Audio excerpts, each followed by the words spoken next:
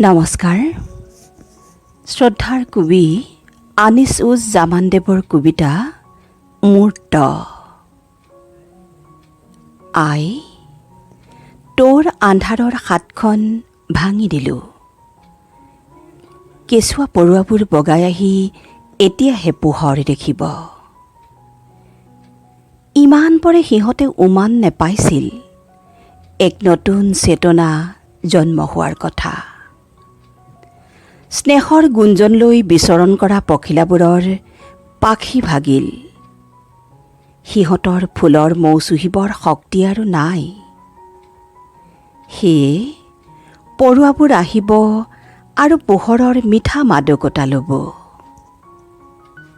এতিয়া আৰু সিহঁতে নাপায় ৰুদ্ধ দুৱাৰৰ নিৰ্যাতন। আই, তোৰ আন্ধাৰৰ হাত ভঙা। ধন্যবাদ।